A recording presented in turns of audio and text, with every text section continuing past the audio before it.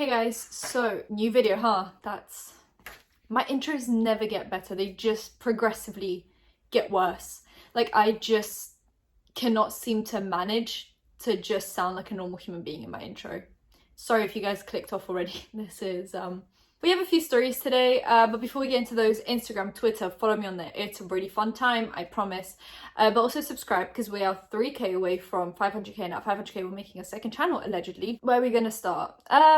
Huda Beauty. Huda Beauty is someone that I've spoken about recently regarding her allegedly copying Colourpop. I'll get into that. Huda Beauty recently was going to Playlist Live, I believe. So someone by the @of_Zaddy_Doll tweeted out saying, "I'm surprised none of the drama channels picked this story up. Apparently Huda is doing a pitch fest where people give her their ideas and 3 people will be selected to pitch it to her again, and the winner gets a mere $6,000. So Huda will be hosting the Huda Beauty Pitch, which will award a mentorship and a $6,000 prize to an aspiring founder. Aspiring industry leaders are invited to submit their business pitch online for the opportunity to be one of 3 individuals or groups to pitch to Huda and Mona Kattan at VidCon. Oh, it's VidCon, not Playlist. VidCon Abu Dhabi, in front of a live audience. Great, cool stuff. But if you think about, they get 6,000, which is a flat rate, that they just get 6,000 and that's it. And if she actually goes to make that product, realistically, she's going to make a lot more than $6,000. I think what this should have been is a commission type of thing instead of a flat rate fee. I feel like flat rate fees are where a lot of influencers go wrong when they do business deals. I mean, if we look back to the Nicki Tutorial situation, she had a flat rate fee for her collaboration with Too Faced, which basically meant that they made upwards of about $10 million from their collaboration with her, and all she received was $50,000, because I'm pretty sure she had a flat rate fee contract, which is you get paid this amount and then that's it. You don't get commission, you don't get, any royalties, you don't get a percentage, you just get what we decide to give you, and then it doesn't really matter how many sales we get, you're going to just be stuck with this 50,000, which if you look at like 50,000, it is literally just like crumbs. They just threw her the leftovers, the crumbs, and said, "Here, shut up," and they took the whole meal. And in reality, what actually went with that is it wasn't even the regular Too Faced formula that they used for the collaboration, because they used like this cheaper version from a cheaper lab, which means not only were they paying her crumbs, they were also lowering the cost as much as possible to make a higher profit. Disgusting. And I feel like this is the exact same thing, where she's basically saying, here are some crumbs, give me good ideas because I'm running out of them, and then I will proceed to make millions or at least hundreds of thousands of dollars from your idea that I'm only paying you crumbs for. I understand this is a great opportunity, and I'm just wondering though how the credit would be given. Because if the only credit they're going to get is performing in front of a live audience at VidCon, that's not really much of a credit. This could be good if it was like a Huda X the person and the person's name was on the product or somewhere visible, so that people could, actually use this as some kind of a push into the industry. But if all you're getting is a performance in front of a live audience at VidCon and a $6,000 price, I just don't think this is worth it. Now, because I said I was going to get into the Huda thing with Jeffree Star and that whole Colourpop situation, if you don't know, quick recap, Huda Beauty came out with these Pastel Obsessions palettes. She's been making these 9-pan palettes, let me just tell you, for years. I remember seeing people talk about the Obsessions ones, which were basically just like different colors and different palettes. There was a mauve one, there was coral obsessions, there were some other ones, then there were the gemstone ones like the emerald obsessions. I never really bought any of these, and then she came out with the nude obsessions palettes, which were basically 3 different types of palettes for 3 different types of skin tone. There was the light obsessions, the medium obsessions, and the dark obsessions, which I have all 3 because they look stunning and they are really good. I don't actually mind the formula. I think it is easy to work with. It's not all about pigment. It actually has some blendability to it. You do build it up, but it's such a nice formula. I love it, and the shimmers are chef's kiss. However, Huda is someone that is more problematic than I'd like her to be. I think if you look at influencer-owned brands, a lot of them are very problematic. Why? I don't know. What is the correlation there? I would like to know. Because if you look at people like Jaclyn Hill, James Charles, Jeffree Star, the trio, the ultimate trio. We have Manny MUA, who had his moments. Laura Lee. Are we seeing the pattern here? And the only person that I'd say is not problematic and has, or actually I think 2 people come to mind, is Dominique. She has like the Dominique Cosmetics brand and you just don't hear about her. And another person that comes to mind is Michelle Phan. She was one of the biggest beauty gurus, and then she disappeared, and then she came back with her apparently very high quality makeup cosmetics brand, and she's thriving. And then you see all these other people and you're like, why is that the most problematic people are trying to constantly sell me stuff? So Huda came out with these Obsessions palettes and no one was batting an eyelid, no, not a single human being. And then she comes out with the pastel ones, which, like, where have you been? Pastels are literally just the thing that is in right now. Everyone is making pastel palettes, whether it is Morphe, whether it is Colourpop. Why? Because spring is coming up. What colors do people use when they're decorating the house for Easter? Pastel shades. Pastel is literally the epitome of spring. So is it illogical for her to come out with 3 pastel palettes in March? The start of spring? But obviously Jeffree Star had to pipe up and he was like, oh, you're stealing from Colourpop, or whatever he said. He was like, congratulations Colourpop on your new release. With all of that, I think people forget how long it takes to develop and create products. I feel like I didn't really explain that as well last time. Products take ages to create unless you're Colourpop. The only reason that Colourpop gets to create products and release them as quickly as they do is because they make them all in-house. They have their own factory where they can directly send their ideas for them to be developed. If you don't have your own factory, you have to create them somewhere else. And chances are you're going to create them in a different country. It takes months, if not years, to create products sometimes. So the fact that, yes, Colourpop has been coming out with pastel shades recently because spring, let me reiterate that idea. But I genuinely think that Huda she didn't see these products a few months ago and go, oh, I'm going to quickly create those. And then she did all of that process in a matter of months to create, which means she probably started working on these pastel shades like last year. If you're wondering why I'm rehashing this story, for a second I forgot as well because I got so into talking about this. Recently, Anastasia Beverly Hills have been dragged, and you're thinking, why? One of the least problematic companies, well, until recently, Anastasia Beverly Hills did work with an MLM for a hot split sec, and they have been releasing a lot of products, which, to be fair, I can't really blame them for. You know, with a market that's constantly going, make more, make different, make new. For Anastasia Beverly Hills to come out with like 1 palette every 6 months, it wasn't a viable way of making people buy products, because realistically they'll come out with, I don't know, the original Norvina palette, and not everyone likes purple and pink eyeshadows, so that eliminates that part of the market, which means that they will now have to wait another like 6 months for a new palette to come out, and chances are they might not like that one either.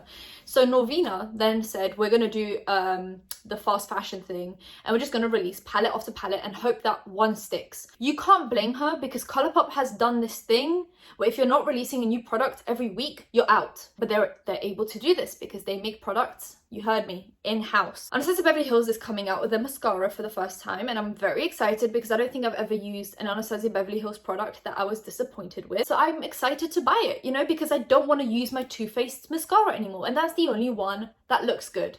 So if someone can save me from the clasps of Too Faced, I'll be utterly grateful. They came out with this mascara which has a rose gold top gradient to black bottle. Now, what does that kind of remind you of? Yes, the Fenty mascara that came out literally about a month ago. Trend Mood revealed this Anastasia Beverly Hills mascara, which looks very similar to the Fenty mascara. That is not denying it. It looks very similar. So Norvina had to, after seeing the comments on Trend Mood, had to post her own comments saying, I'm so excited about this launch and really don't want to reference another mascara when announcing our product for the first time, but it's worth it if it leads to more awareness on industry practices.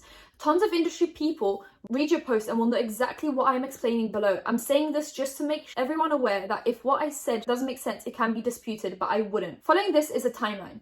Lash Brag bottle design was finalized late 2018. 2018! It took 2 years to release a mascara. You'd think the most simple product, right? Bristles, bottle, black ink, mascara. 2 years. You tell me they've been...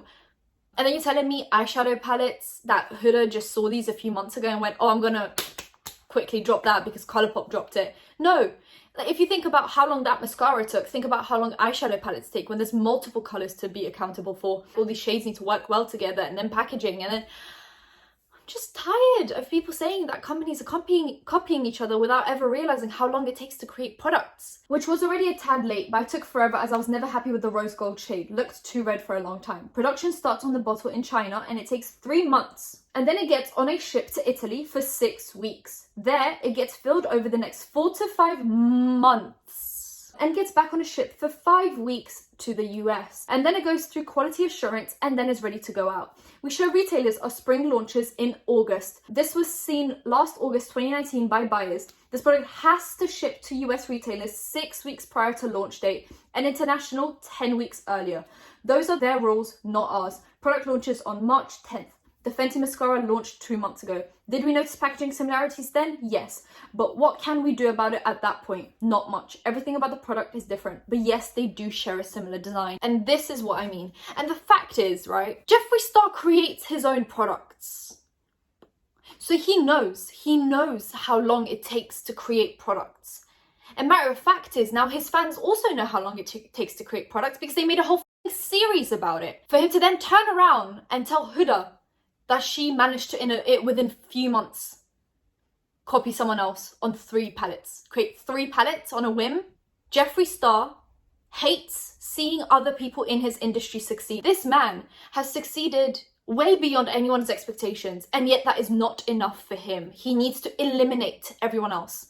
Why did he eliminate Laura Lee and Manny MUA for a single comment when he himself has a racist past? Are we forgetting this? Are we forgetting the fact that he tried to get rid of Laura Lee for a tweet that, yes, was very problematic and yes, she should have been cancelled for it? When he has those videos out on the internet still, something isn't adding up. 2 + 2 is not 5, just saying. And a racist shouldn't be trying to get rid of racist. When he tried to get rid of Manny MUA, same thing. Why? Because it was competition. When he tried to call James Charles a predator with no receipts, was it because James Charles passed him in subs? Was it that? There is more than enough space in the makeup industry for everyone. Next, talking about, what are we going to talk about next? Talking about James Charles. James Charles recently has snapped on multiple people, mainly Rice Gum, right? James Charles recently was in a bit of a situation where a guy from TikTok basically applied to that Bachelor thing. You know how James Charles did a TikTok Bachelor where he said, you know, file your applications for my next boyfriend and I'll pick someone. And this guy, who is straight and underage, applied for the fun of it and then was shooketh and upset that James Charles actually DM'd him. So you apply to be James Charles's boyfriend and then get upset when he assumes that you are interested and DMs you. He really thought he did something with that. Like, he really thought, that's where I'm gonna go today, I'm gonna pretend to be gay, so the gay man DMs me and then I'm gonna ridicule him in front of hundreds of thousands of people. Incredible. Wow, peak of comedy. Anyway, James Charles was obviously semi-angry about that, I can guess. And then Rice Gum said, they just scared and don't know how to handle you. What's up though? And James Charles said, no thank you. Which I can respect, because Rice Gum is at the bottom tier of YouTube, right under Jake Paul and all the rest of them. Going back to Jeffree Star for a minute, a girl called Madeline, I'm just Maddie, tweeted out saying, my little sister was comparing herself to a multi-millionaire while watching their story. I told her this to remind her that someone that looks like they have it all doesn't mean they do. This is what Jeffree replied. Disappointed, but not surprised. And I have I'm gonna start this off by saying I have very mixed feelings about this tweet, because you don't need to drag someone else down to bring someone up, but I'm gonna get into it. So she said that her sister said, I wish I was as rich as Jeffree Star, which, like, don't we all? And then Madeline replied to her sister saying, well, you want to know what you have that Jeffree doesn't? What? A boyfriend. I see where she was going with this. I mean, this one could have just stayed as like a private situation between her and her sister. I mean, not everything has to be tweeted about. As Jeffree, you know, going through a breakup with a long-term partner, I wouldn't feel too happy about seeing this, but I can kind of see if this is a younger sister she's talking about, someone that's probably in their early teens. It is very difficult to, you know, look at and idolize someone that is clearly so successful, and it seems kind of devastating to be like, I don't have all of that and I really want that. So all she said was, hey, like, you have a boyfriend, you know, you have friends, you have a loving family, you know, you have things, you don't need to be a multi-millionaire. Should she have kept this one in the drafts? Yeah, I sure think so, because like I said, Jeffree has just gone through a breakup with a long-term partner. He does not need people to rub it in his face. But then he replied saying, he'll cheat on you soon and I'll still be rich. The next thing is Loughlin. So there's apparently an update on the story. Barstool Sports tweeted out saying Teflon Aunt Becky, Loughlin allegedly has evidence that will set her free of any jail time. And if you don't know, there was that Varsity Blues situation where a lot of parents, very rich parents, were bribing universities to get their kids into the top unis in America, which have like acceptance rates of less than 16%. For example, Olivia Jade and her sister were both accepted to USC because Loughlin and her husband paid upwards of $500,000 to get them there by pretending that they were on a rowing team. Now that you know the backstory, Loughlin was going to be done for money laundering and bribery and a sort of fraud. Going to get her up to 40 years in jail. 40 years. Now somehow she's going to get away with all of that because she has evidence. Evidence of what? Evidence of you paying $500K? Because we've seen that. So Barstool goes to say, and they are defending her, because I'm guessing, you know, it's like the nostalgia of seeing her on TV. They don't want to see their auntie go to prison. I get it, but at the same time, she did do a bad thing. They say, you know, we are here to present you good news. Aunt Becky has found evidence that may set her free. Loughlin is armed with new evidence which could prove crucial in exonerating her and her husband, Massimo Giannulli, in the college admissions scandal. The couple claims to have proof that the mastermind behind the sprawling scheme, Rick Singer, was told by FBI agents to lie about whether parents knew they were paying bribes rather than legitimate donations. In a February 26 motion to postpone Loughlin and Giannulli's upcoming trial date, attorney Sean Berkowitz wrote that prosecutors had handed over notes from Singer's iPhone describing the alleged FBI coercion.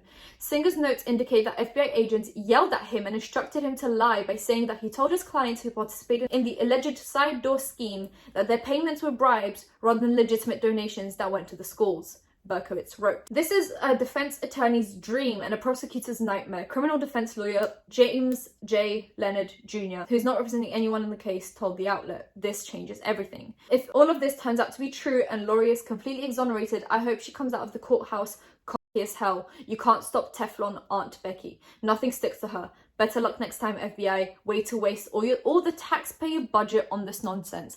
I wouldn't call, first of all, this article is slightly problematic. I mean, there were people that didn't get into this uni because these people bribed their way in. Now, I'm not even sure if I can say that they bribed their way in anymore without getting sued, because allegedly they now have all this evidence. So bribed, allegedly. Either way, I mean, rich people have been getting into unis this way for ages by either bribing colleges or by doing donations. Oh, we'll make a new lab for you. We'll buy you some museum or something so you can educate people. I don't know what rich people do. Can you tell that I'm just not educated on the rich people things? But turns out that Loughlin didn't intend to bribe. She just intended to make a donation. Damn, these expensive lawyers really work. No wonder rich people get away with everything. No wonder. The rich get richer and the poor get poorer. That is the lesson for today, kids. And the last story of the day is a Twitch streamer from the group called Saw. Recently got kicked out of said group called Saw and banned on Twitch for shooting a gun by accident while under the influence of alcohol. Some people shouldn't be allowed weapons in their household.